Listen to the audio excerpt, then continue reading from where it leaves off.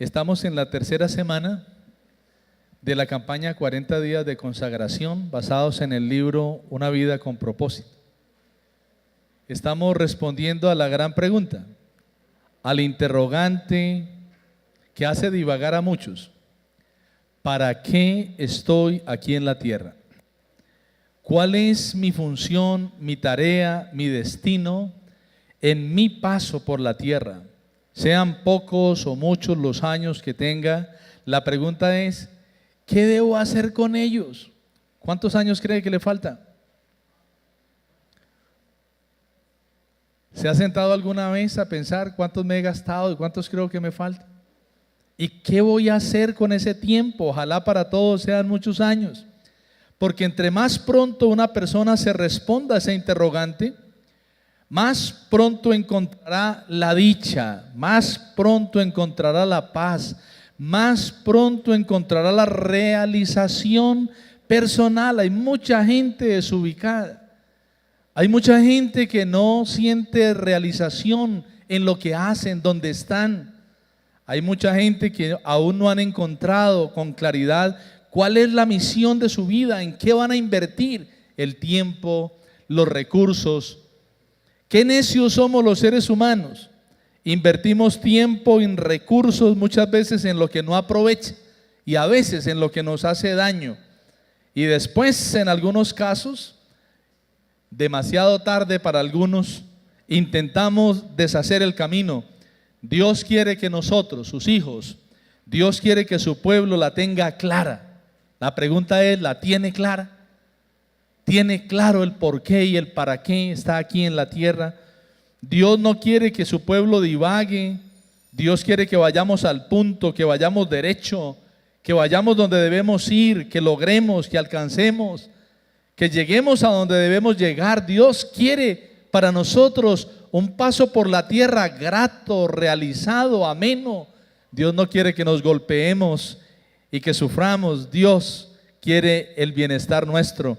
Para los que toman nota, Proverbios 14:12, escriban ese versículo. Hay caminos que al hombre le parecen derechos, pero al final ese camino es camino de muerte.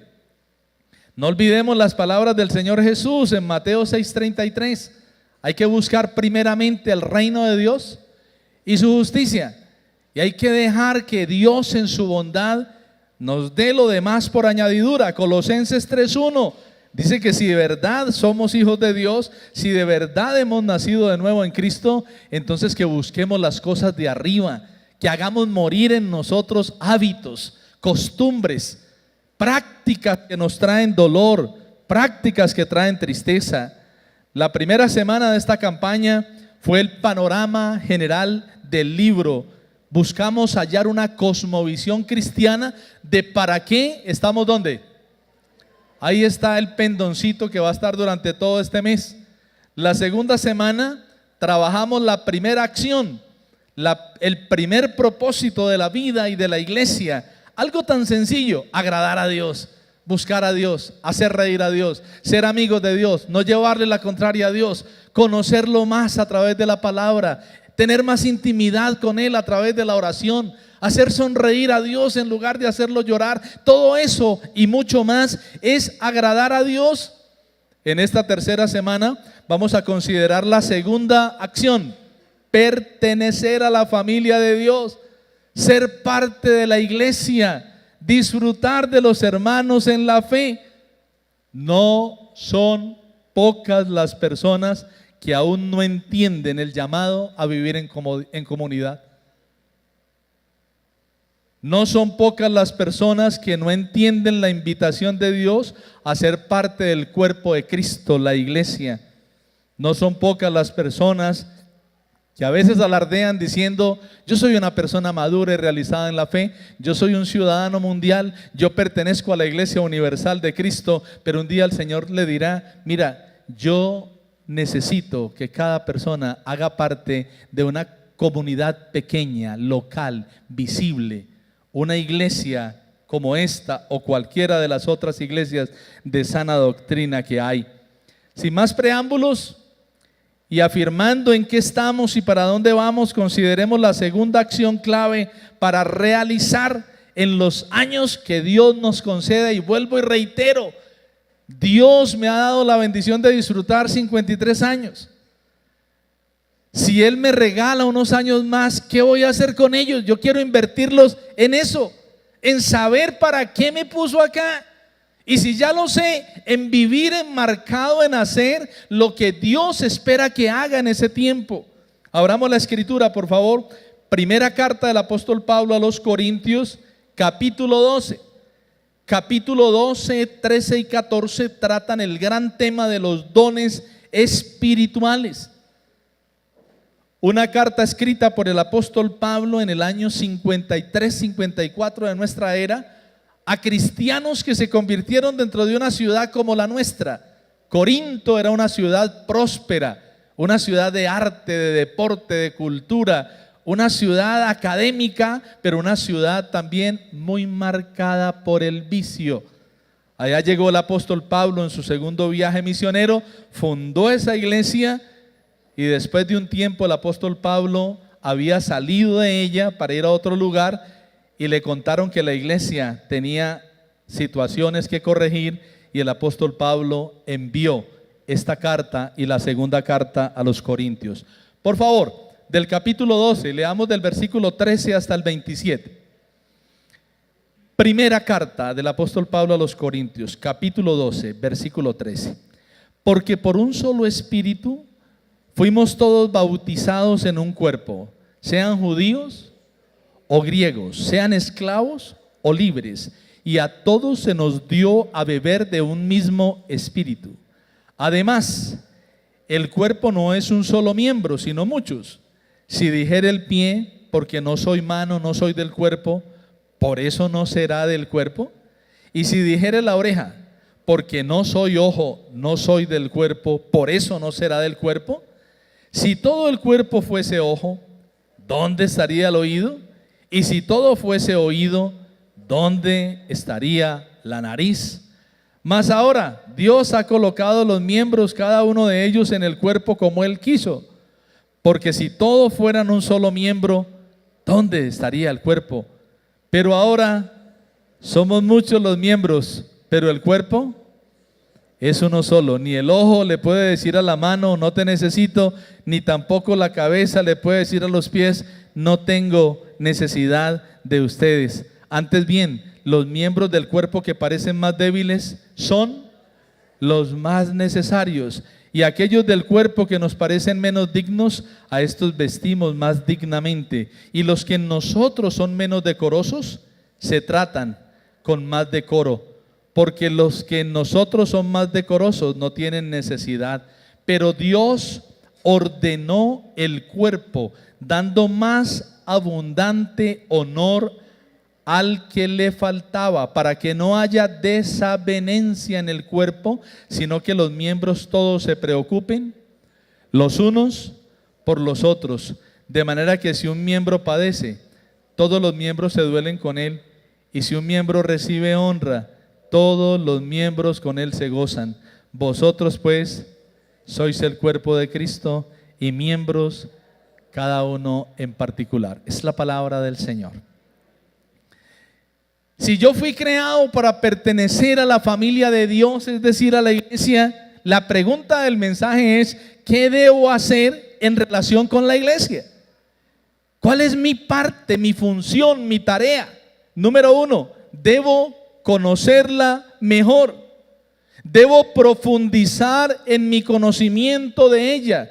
En el capítulo 12, el apóstol Pablo en el versículo 1 dice: no quiero, hermanos de la iglesia de Corinto y hermanos de la iglesia presbiteriana Cumberland 21 siglos después, no quiero que ignoren acerca de los dones espirituales. Ustedes saben que cuando eran gentiles, que cuando no eran cristianos, que cuando no asistían a la iglesia, que cuando eran del mundo, se les extraviaba llevándolos como se les llevaba a los ídolos mudos. Pablo, de una manera especial, le dijo a esa comunidad y nos dice a nosotros que hay ignorancia en relación con la iglesia. ¿Qué es la iglesia? ¿Quién la fundó? ¿Para qué existe? ¿Quién la conforma? ¿Quiénes la integran? ¿Qué tipo de relación tienen? Entre muchas preguntas más. El tema de la eclesiología, del estudio de la iglesia, es un tema apasionante y muy amplio. Tenemos que pedir al Señor que si nos tiene aquí, en este lugar, en esta familia espiritual, parte del cristianismo, Él nos permita cuestionarnos en relación con la iglesia, nuestra iglesia. Lo que pretendo en este mensaje es afirmar que Dios nos creó para que hagamos parte de su gran familia, que usted y yo entendamos la adopción. Él nos adoptó por amor a su familia, a través del sacrificio en la cruz, de la sangre derramada de su Hijo, nos trajo para que fuéramos hijos suyos, no por derecho propio como su Hijo Jesús, sino por adopción. Cuán grande es el amor de Dios. Él no quiere que ninguno de sus hijos sufra de orfandad espiritual. Él no quiere que ningún hijo suyo esté en la tierra sin tener una familia, sin tener unos hermanos, sin tener unos padres. Él quiere que nosotros entendamos más y más lo que significa ser parte de esta familia terrena suya. La definición clásica de iglesia es que es el cuerpo de Cristo. Para algunos, la definición de iglesia es un edificio. Y a muchos de nosotros nos preguntan, ¿cuál es su iglesia? ¿Y qué decimos nosotros? La que queda al lado de la droguería Confenalco. Ni siquiera decimos la iglesia presbiteriana, la que queda al lado de la droguería Confenalco. Otros dicen, donde quedaba anteriormente la galería, ahí para arribita. Peor.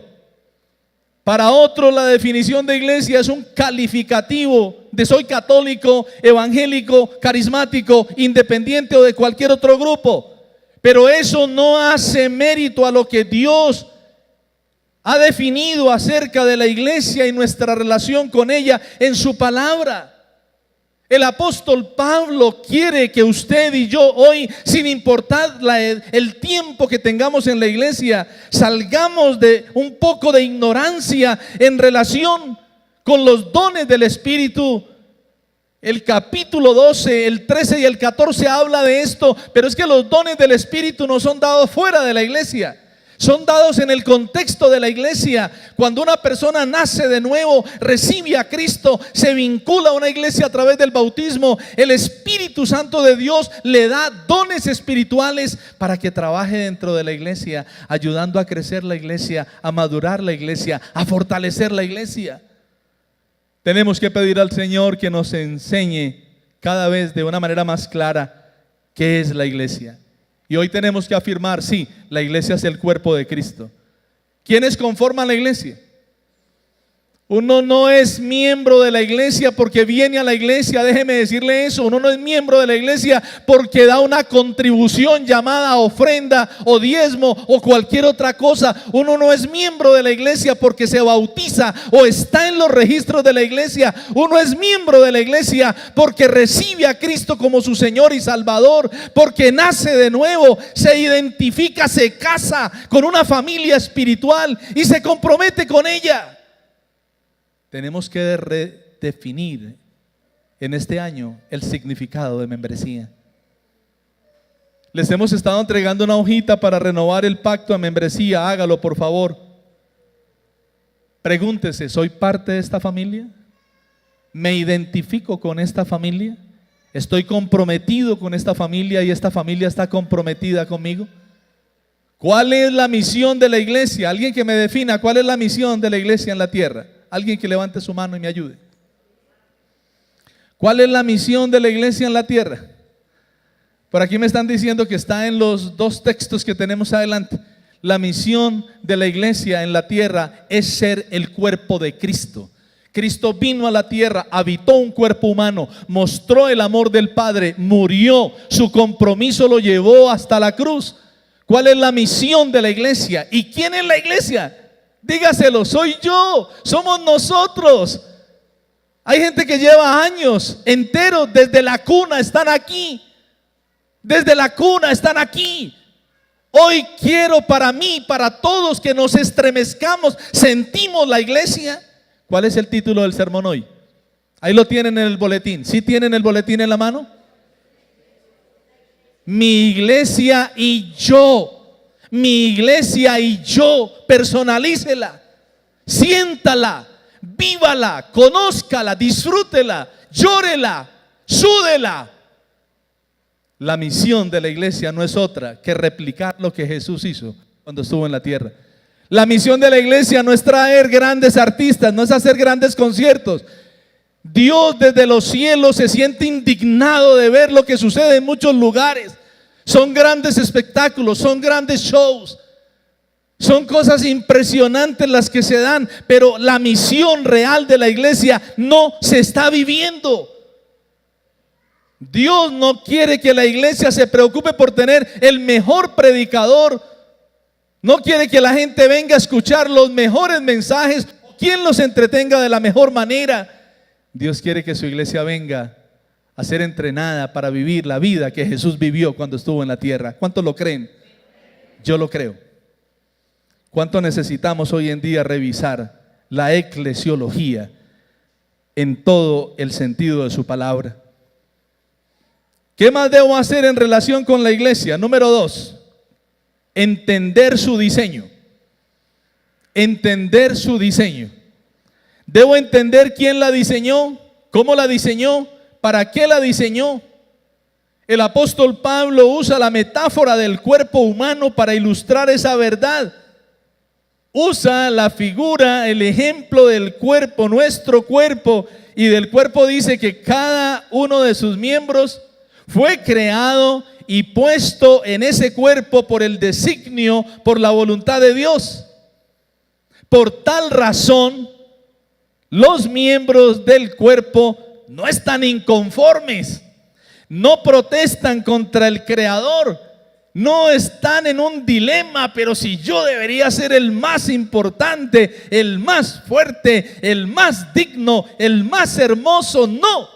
Los miembros del cuerpo trabajan todos en el lugar donde Dios lo colocó. El más escondidito, los que están internos y no se ven, los que hacen cosas que son tan lindas y otras cosas que no son tan agradables. Todos son tan necesarios y todos los miembros del cuerpo trabajan armónicamente para que el cuerpo esté muy bien. Cada órgano del cuerpo entiende su diseño y cumple su misión. El propósito de cada uno es que el organismo esté sano, balanceado, fuerte y vigoroso. Leamos el versículo 18.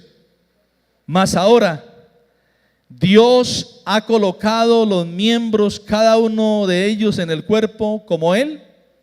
¿Quién ordenó su cuerpo? ¿Quién le puso cada órgano donde lo debe, donde está? Si alguno tiene los ojos en la espalda, hermanos, ahí no los colocó Dios. Los ojos deben estar. Si alguno tiene la nariz en el pecho, ahí no se la colocó Dios. ¿Dónde debe estar la nariz? En el lugar donde Dios la colocó. Hay que entender el concepto de miembro y hay que entender el concepto de cuerpo en el contexto del cuerpo humano para poder comprender el diseño de Dios para su iglesia. La iglesia responde a un diseño divino, de tal forma que el cuerpo responde al diseño que Dios le dio. Asimismo, Dios espera que la iglesia responda a ese diseño divino, inteligente, sabio, planeado por el Señor. En la iglesia cada uno de nosotros es un miembro esencial. ¿Usted se siente miembro de la iglesia? Y se siente miembro esencial, no digamos vital, pero esencial. ¿Usted siente que hace falta en la iglesia? Yo creo que sí, yo creo que cada uno de ustedes hace falta. El día que ustedes no vienen, hermanos, hacen falta. Se siente el vacío, se nota, yo lo noto y Dios lo nota más. El Señor espera que cada uno de ustedes identifique muy rápidamente qué clase de miembro es, cuál es su función y que se aplique de verdad a ella de la manera más sana, íntegra, cabal y gozosa.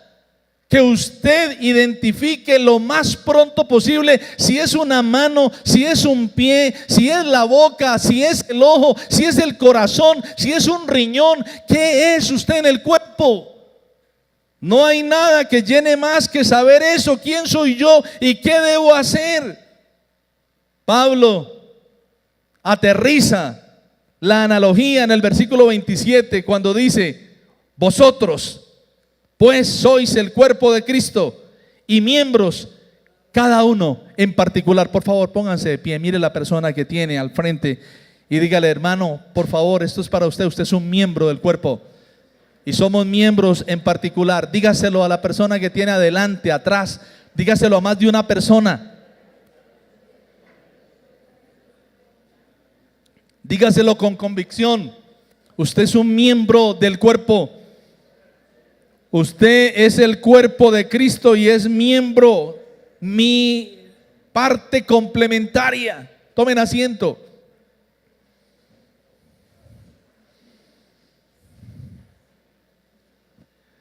Y no solo aterriza la analogía con esto, sino que también de una manera especial enfatiza: no olviden quién es el creador, no olviden quién diseñó el cuerpo, no olviden cuál es la función. Versículo 28: y a unos puso Dios en la iglesia, primeramente apóstoles, luego a los profetas, lo tercero a los maestros, luego los que hacen milagros, después los que sanan, los que ayudan, los que administran, los que tienen don de lenguas. Son todos apóstoles, son todos profetas, son todos maestros o pastores, hacen todos milagros, tienen todos dones de sanidad, hablan todos en lenguas, interpretan todos. No, cada uno tiene una función, cada uno tiene una tarea.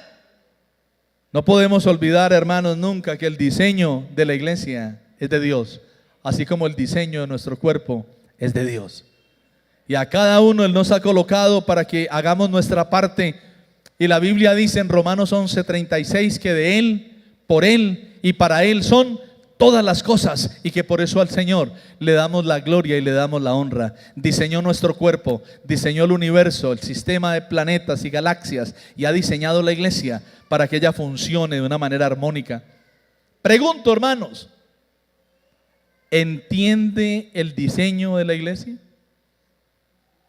Y me la voy a hacer a mí mismo. ¿Entiendo cómo debe funcionar la iglesia? ¿Me siento parte de ese diseño? ¿Siento que Dios de verdad pensó en mí para colocarme como la boca, hable en la iglesia, enseñe en la iglesia? ¿Se siente parte del diseño de Dios? Los que han sido diáconos son las manos que dan. Los que son evangelistas, que les gusta salir a caminar y hablar del Señor, son los pies. Los que tienen ese corazón compasivo y misericordioso, los que tienen don de servicio, cada uno tiene una parte especial para hacer. Tengo clara mi función como miembro de este cuerpo. Si yo respondo afirmativamente a estas preguntas, voy a hacer una gran diferencia en mi vida y en la iglesia. Voy a participar de una manera distinta. Me voy a sentir más realizado y gozoso en la iglesia y fuera de ella. En tercer lugar, si yo fui hecho para pertenecer a la gran familia de Dios, ¿qué debo hacer en relación con ella? No solamente debo conocer la teoría de qué es la iglesia. En las clases de discipulado nos enseñan en el ABC de la doctrina qué es la iglesia, el cuerpo de Cristo, visible, invisible, la integran todos los miembros. No solamente debo entender el diseño, claro, la creó Dios, Él es el sustentador, Jesús es la cabeza. Con la analogía del cuerpo entiendo que cada uno de nosotros es un miembro y debemos trabajar. Quiero pedirle que le preste especial atención a este punto, porque esta es la parte que Dios quiere dejar grabada en nuestra mente y corazón. ¿Qué debo hacer en relación con mi iglesia? Participar en ella, en la forma de vida. Participar en ella en la forma de vida. Yo debo hacer mi parte para el bien de mi iglesia, y les hablo con autoridad. Yo fui miembro de esta iglesia antes de ser pastor de esta iglesia. Yo me sentaba en esa primera banca porque esa ha sido mi costumbre desde que Dios me trajo a esta iglesia. Yo participé como alguien que cantaba como lo hacen los muchachos. Y participé de muchos de los ministerios de la iglesia antes de pensar en que Dios me iba a mover a otros niveles de servicio. Tengo la autoridad para hablarles hoy como un miembro que hoy es pastor. No basta solo con entender el concepto de qué es la iglesia, no basta solo con hacerme bautizar, no basta solo con estar en la lista de los miembros oficiales de la iglesia. Muchas personas no han dado otro paso más de allí. Hoy el Señor quiere que nosotros nos confrontemos porque Él necesita y la iglesia necesita que demos pasos de avance, de crecimiento y de madurez. Dios espera que nos comprometamos activa y decididamente con la vida de la iglesia, con la dinámica de la iglesia, con las personas que se sientan a mi lado, a mi derecha, a mi izquierda, adelante o atrás, con los que han dejado de venir, con los que no conocen a Cristo y se están perdiendo afuera. Dios espera que nosotros participemos de una manera real, decidida, no nominal, no de nombre, no de apariencia, no de visita casual, no de domingo. Él quiere que nosotros demos pasos más profundos y serios. Muchos ven la iglesia como un hotel donde vienen y pasan una noche o un fin de semana cómodo y tranquilo, así la ven. Muchos ven la iglesia como un colegio o una universidad donde asisten para tomar clases de fe, clases de vida, clases de mejorar la relación, de emprenderismo. Hoy en día muchas iglesias se han vuelto clubes de amigos. La reunión de empresarios, la reunión de esto, la reunión de académicos, la reunión de aquello. Otros ven la iglesia como un estadio o un teatro al cual van por momentos para ser entretenidos en un espectáculo. La gran banda, el gran maestro, el que nos hace reír, el que nos habla de esto, de aquello. Déjeme decirle, hermanos, Dios nos llevó a 6 miembros del consistorio y al presidente de los diáconos a Bogotá, y escuchar a un hombre pastor de grupos pequeños de una iglesia muy grande en el exterior decir: hay que cambiar la visión de la iglesia, porque la visión de la iglesia para Dios es más alta. La iglesia es como un hospital, nos decía este pastor, un hospital donde vienen enfermos, heridos, personas con profundas necesidades, personas que requieren ser atendidas, sanadas, restauradas, levantadas, dignificadas. La iglesia es el lugar donde líderes necesitados de Dios y de su gracia, como el pastor, como los ancianos, tienen que atender a otros igual o más necesitados que ellos. Donde líderes imperfectos como el pastor, los ancianos y otros tienen que lidiar con las imperfecciones de otros.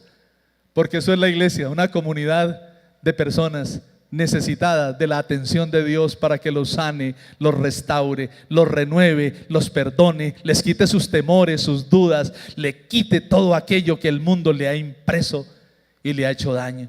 Mire a la persona que tiene al lado y dígale: usted necesita la iglesia, así no lo crea. Usted necesita la medicina que la iglesia ofrece.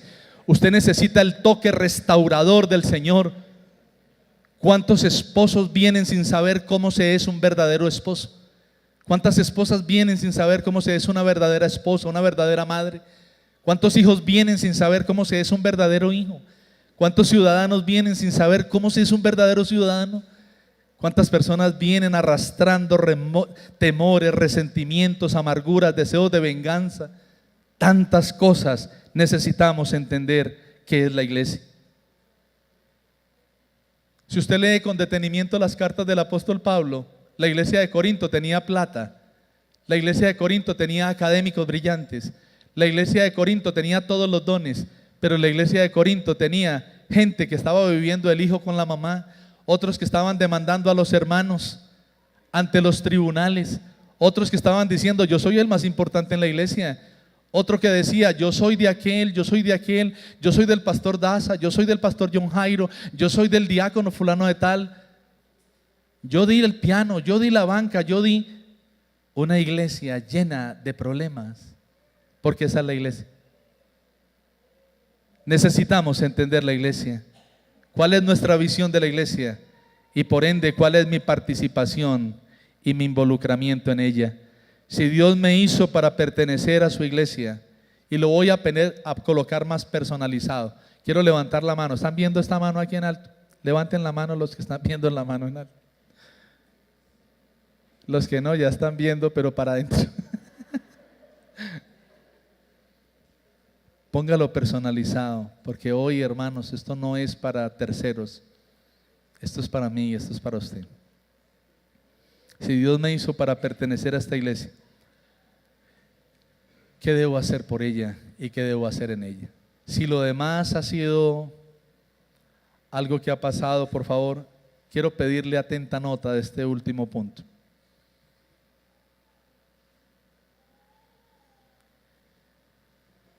¿Cuál debe ser mi relación y mi función en la iglesia? Aceptar, número uno, mi necesidad de otros. Reconocer que nos necesitamos los unos a los otros. Mire lo que dice el versículo 21. Ni el ojo puede decirle a la mano, no te necesito, ni tampoco la cabeza le puede decir a los pies, no los necesito. Si yo soy parte de esta iglesia, si yo me siento parte de este cuerpo de Cristo, yo tengo que aceptar mi necesidad de otros. Número dos, valorar a otros. Debo valorar a otros, y no solamente al que me cae bien, al que es mi pana, mi amigo, mi familiar, al que se me sienta al lado, con el que siempre quiero estar. Si soy parte de la iglesia, tengo que valorarlos a todos, porque todos son necesarios. Versículo 22. Antes bien, los miembros del cuerpo que parecen más débiles son los más necesarios. Necesitamos darle valor a los débiles de la iglesia, no solo a los fuertes de la iglesia. Hay iglesias donde los pastores y los líderes no buscan sino al fuerte económico, al fuerte académico, al fuerte relacional, al que nos puede dar. Pero la iglesia de Cristo no es una iglesia así. Jesús no fue así de selectivo. Jesús llamó a su grupo pobres, enfermos, necesitados, hombres, mujeres, los llamó a todos. Hay una defesio eclesial hoy en día que promueve la unidad de grupos homogéneos. Los ricos se la van mejor con los ricos. Esta iglesia debe ser solo de ricos. Los pobres, que en muchos lados siempre le dice, hermano, este no es un lugar para usted, se la van mejor con los pobres. Dios en su palabra hoy nos dice que debemos valorar ¿a quiénes? ¿Por qué están tan tímidos, hermanos? Dígalo sin miedo. Los debemos valorar a todos. Los debemos valorar a todos. ¿Hay alguna parte de su cuerpo que usted no valora? ¿Algún miembro de su cuerpo que usted dice yo no lo quisiera? Alguien que dice las manos mías como que no, los pies míos como que no, el riñón derecho como que no, el pulmón izquierdo como que no. Todos los miembros del cuerpo. Y hay unos que están muy escondidos adentro, que hacen funciones que no son tan gratas, ¿cierto? Pero cómo disfruta uno cuando esos órganos trabajan bien y eliminan cosas del cuerpo que uno dice, uy, tremendo. ¿Cómo nos hace sentir el Señor de humanos a veces con algunas cosas? Número 3, ¿qué debo hacer en la iglesia? Procurar la unidad de la iglesia, versículo 25. Para que no haya desavenencia en el cuerpo, sino que los miembros todos se preocupen los unos por los otros. Debo procurar la unidad de la iglesia. Esto es clave, ya que se viven muchas divisiones, pleitos, contiendas, celos. Hemos vivido en nuestra iglesia unos a favor del sí por la paz, otros a favor del no por los acuerdos de La Habana, unos a favor de esto, otros a favor de aquello, y a veces en la iglesia se dan divisiones. El Señor de una manera especial nos dice, trabajen en unidad, procuren la unidad, no dejen que nada divida la iglesia, divida el cuerpo. Es como cuando una familia comienza a experimentar división, el papá por un lado, la mamá por un lado, los hijos por un lado. Eso hace daño. Número 4, tenga un interés sincero por el bienestar de los otros. El versículo 25, la parte final, dice que los miembros todos se preocupan los unos por los otros. Tenemos que desarrollar un interés sincero por el bienestar de mi hermano, cómo se encuentra. El ideal de Dios para su iglesia es que de verdad cada uno de nosotros mire para el lado y diga: esta persona que se hace al lado mío, ¿por qué no ha vuelto? ¿O cómo está? O esta persona que se hace allá adelante y venía con el esposo, con la esposa, y ya viene solo, ¿qué le pasó a su hogar? Teniendo cuidado de no caer en uno de los pecados graves que la Biblia llama chisme o murmuración. Pero la idea, hermanos, es que cada uno de nosotros debe desarrollar un interés especial por el bienestar del otro, por saber cuál es la condición del otro, por saber si está bien o si está mal, por saber si come o no come, si tiene necesidad, si ríe o si llora. Tenemos que crear una comunidad más sincera, más preocupada los unos por los otros. Esto es clave, hermanos. No podemos seguir asistiendo a un lugar y sentir que en un concepto tan claro como este, yo no conozco la necesidad de nadie. No conozco qué pasa con el otro, cómo vive, qué le falta. Necesitamos pedir al Señor que nos ayude a entender esta verdad para poder vivir más esa realidad de ser un cuerpo. En quinto lugar, hermanos, la empatía. Tener más empatía con la situación del hermano, sea buena o sea mala. Versículo 26, de manera que si un miembro padece, todos los miembros se duelen con él, y si un miembro recibe honra, todos los miembros se gozan con él. Necesitamos disfrutar y compartir esa alegría que uno siente cuando alguien le dice: pastor, me dieron un ascenso, acabo de comprar un carro nuevo, pastor, estoy muy bien en mis finanzas. Eso me tiene que producir un gozo especial. Señor, dale más, bendícelo más, suple más para él. Y cuando me acerco a las personas que me dicen: pastor, tengo la nevera vacía, llevo un año sin trabajo, tengo los niños mal de ropa, tengo que decir: Señor, permite que este hermano conozca al hermano que le está yendo tan bien, para que el hermano le ayude un poquito. Ayúdanos, Señor, para poder entender la dinámica del cuerpo, para poder hacer como compartía una vez el hombre que estaba, ya se los había dicho en algún momento, orando en el reclinatorio, pidiéndole al Señor 20,000 pesitos para el diario. Señor, hoy no he desayunado, estoy viendo el almuerzo lejano y creo que no me va a alcanzar para la comida. Dame, Señor, para el alimento de hoy. Al lado de él había una persona diciéndole: Señor, 100 millones para cerrar ese negocio. Tú sabes que necesito 100 millones, Señor, para cerrar ese negocio. Y el otro hombre al lado con el estómago vacío, como que oraba más fuerte: Señor, este estómago me está produciendo una sinfonía que ya no la aguanto. Dame esos 20,000 pesitos, Señor. Y el hombre llegó y sacó la billetera. Sacó un billete de 50 y le dijo: por favor, vaya, desayune, almuerce y coma, y le alcanza para mañana. Pero no me lo distraiga, que es que lo mío es más grande. Lo mío es más importante, por favor.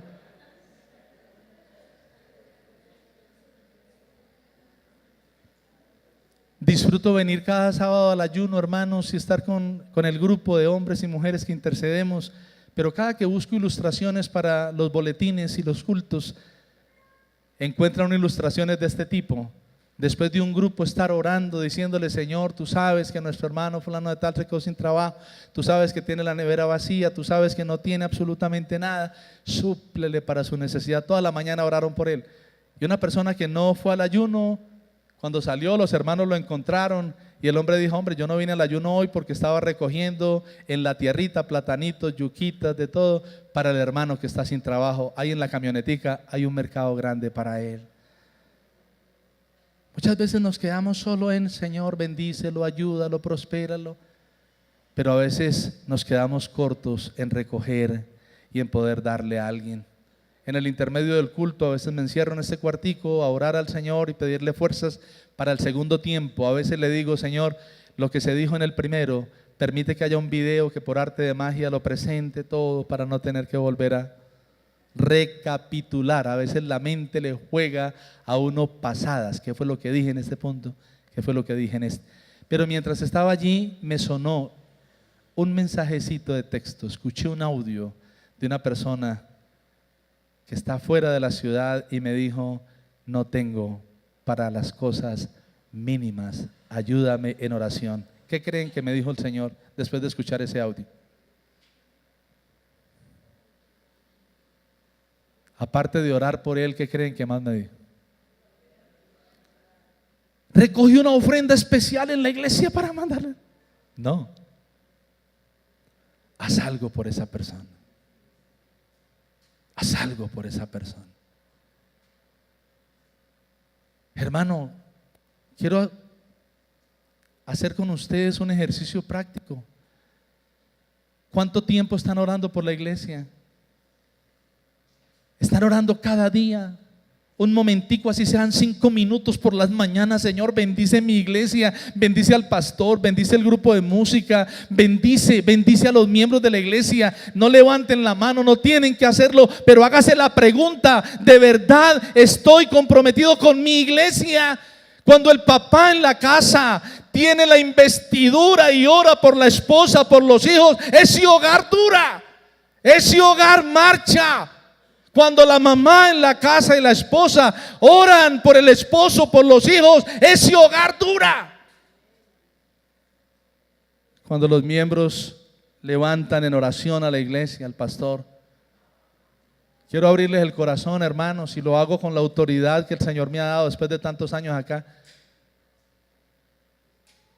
Dígame, ¿con qué tanto compromiso usted entiende la necesidad de la iglesia y dice: yo sé que mi iglesia necesita de mi fidelidad, dando una ofrenda, mi diezmo, para que le paguen al pastor, al conserje, a la secretaria, para que la iglesia pueda tener lo que necesita? Hágase la pregunta. Yo no acostumbro a decir esto, pero hoy me lo quiero decir y se los quiero decir. Estoy pidiéndole a Dios que cuando me vaya de esta iglesia tenga la bendición de mirar al tesorero y decirle: hermano tesorero, ¿cuánto dinero hay en el fondito? Estoy creando junto con mi esposa un fondito para ayudar a los necesitados, 20,000 pesitos quincenales, sáquemelos, que yo no me dé cuenta. 20,000 pesitos. ¿Cuánto se gastan 20,000 pesitos en gaseosas, hermanos? En una salidita a comerse un par de hamburguesas o algo.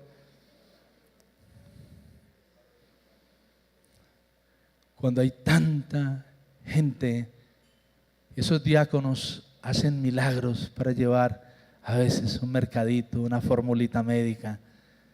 Y le estoy pidiendo al Señor, después de educar mis hijos, danos el gozo. Y ustedes pueden decir: tan orgulloso y vanidoso el pastor, lo que está haciendo, tómelo como quiera. Pero si usted es una persona sana, usted puede decir: Señor, gracias, porque me estás diciendo que podemos hacer mucho por ayudar a otros. Después de educar 3 hijos, le estoy diciendo aún a mis hijos: ustedes han sido educados por la gracia de Dios. Vamos a ayudar a darle a alguien una ayudita, así sea para aliviarle sus pasajecitos, porque hay mucha gente que no tiene para su mesadita, para su transporte, o para pagar semestres de 300, 400 mil, 500 mil pesitos en una universidad. Hermano, en el nombre del Señor, déjese tocar hoy por el Señor y no se resista.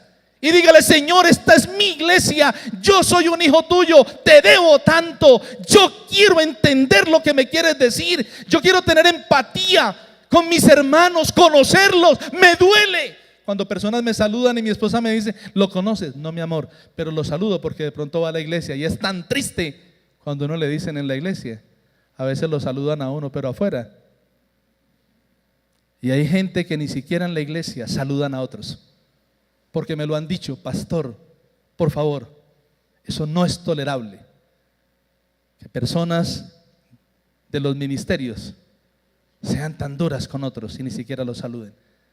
Hoy el Señor quiere romper esas cosas y sensibilizarnos para que seamos lo que debemos ser, verdaderamente un cuerpo donde todos nos necesitamos y nos valoramos. Puestos de pies, hermanos. 2 experiencias de esta semana. La primera la vivimos en nuestra casa mientras almorzábamos. Estábamos con Andresito, nuestro hijo menor, con la señora que va y nos ayuda en la casa. Siempre se sienta con nosotros en la mesa una vez a la semana cuando va, o 2, y se sienta con nosotros a compartir, y mi esposa estaba contando a mi hijo y a los que estábamos allí una época dura cuando se trasladaron de Bogotá para Armenia, y el traslado cortó el que la familia estuviera unida, y el padre desde Bogotá muchas veces no pudo a tiempo suplir para algunas cosas. Y mi esposa contaba cómo a veces el fin de mes no había nada en la nevera, no había nada en la alacena, y se venían a pie desde el sur de Cali, casi desde el sur de Armenia, no desde el sur de Cali, porque eso sería una mentira, de aquí a Pekín, desde el barrio La Brasilia a pie hasta acá, y de aquí se devolvían a pie sin que hubiera almuerzo a la hora de llegar. Y ustedes vieran los ojos que abría mi hijo, que nunca ha vivido una situación así. Mamá, usted vivió eso. Yo creo que tenemos que abrir un poquito más los ojos y los oídos para escuchar a más personas, familiares y miembros de la iglesia, que en este mismo momento están pasando por situaciones duras. No saben cómo hemos orado por esa pequeñita Isabelita, y verla ayer en esa clínica. Yo ayer, con fuerzas prestadas, dije: Señor, yo no quisiera ir hasta Pereira hoy a hacer una visita, pero yo voy a honrar la fe de esos papás. Y hermanos amados, yo he orado por esa niña como si fueran mis nietos o mis hijos, porque no hay nada más tenaz que no tener empatía cuando uno está sobre el altar del sacrificio, cuando es mi cuerpo el que tiene el cáncer, la enfermedad, el dolor, cuando es mi hijo. Yo sé lo que es orar desde aquí, desde adentro, y también sé cuando la oración es de acá. Señor, sánalo, Señor, cuídalo, Señor, haz tu voluntad con él. Pero cuando es desde acá, es algo muy distinto. Quiero terminar pidiéndoles algo, y sean obedientes, porque algunos a veces se resisten a eso. Voy a pedirles que oremos en parejas, pero no ore con la misma persona. Mire la persona de atrás o la de adelante, y vamos a orar el uno por el otro. Y vamos a pedir al Señor que Él bendiga al hermano. Mire a la persona que tiene atrás o adelante, no ore con el mismo. No ore con el mismo.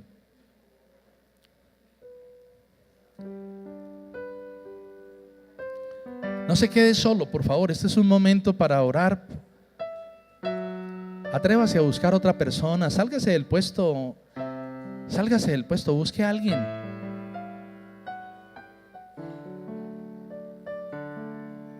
Busque a alguien. Y cierre sus ojos y pida para esa persona lo que usted quisiera para usted. Pida para esa persona salud. Pida para esa persona provisión. Pida para esa persona protección del Señor. La regla de oro dice: haz a otro lo que tú quieras que te hagan a ti. Hoy pide del Señor lo mejor para la persona con la que estás. Señor, yo ruego en el nombre de Jesús que nos bendigas como iglesia, que derribes las barreras de la edad, de la posición social. Señor, en el nombre de Jesús, hoy estamos aquí. Y esta palabra es dura, pero es una palabra que tiene que hacer efecto en nosotros. Enséñanos a no vivir alejados, indiferentes, desconectados de la realidad de mi prójimo, de mi hermano en la fe. En el nombre de Jesús, que su alegría sea mi alegría y que su dolor sea mi dolor.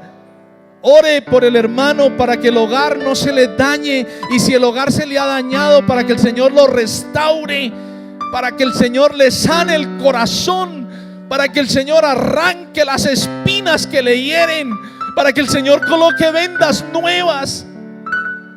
Ore desde el corazón por el hermano si está enfermo y necesitado. Señor, súplele, dale el trabajo que necesita, la provisión que necesita. Señor, en el nombre de Jesús, hoy oramos para que rompan las cadenas, para que rompan la indiferencia, la apatía.